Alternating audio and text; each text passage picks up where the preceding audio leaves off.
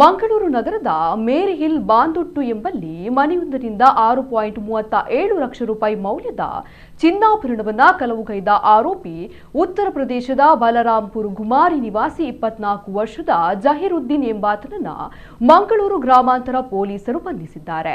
ಮೇರಿ ಹಿಲ್ನ ಜಗದೀಶ್ ದಾಸ್ ಎಂಬುವರ ಮನೆ ಕೆಲಸದ ಕಾಮಗಾರಿಗೆ ಬಂದಿದ್ದ ಆರೋಪಿ ಟೇಬಲ್ ಡ್ರಾವರ್ನಲ್ಲಿ ಇರಿಸಲಾಗಿದ್ದ 20 ಗ್ರಾಂ ತೂಕದ ಚಿನ್ನದ ಕಡಗ, 17 ಗ್ರಾಂ ತೂಕದ ಚಿನ್ನದ ಚೈನ್, 8 ಗ್ರಾಂ ತೂಕದ ಉಂಗುರ, 4 ಗ್ರಾಂ ತೂಕದ ಚಿನ್ನದ ಉಂಗುರ ಹಾಗೂ ಸೊನಾಟಾ ಕಂಪನಿಯ ಗೋಲ್ಡ್ ಕೋಟೆಡ್ ವಾಚ್ ಸೇರಿ ಸುಮಾರು ರೂಪಾಯಿ 6,37,000 ಬೆಲೆಯ ಸೊತ್ತುಗಳನ್ನು ಕಳವು ಮಾಡಿ ಪರಾರಿಯಾಗಿದ್ದ.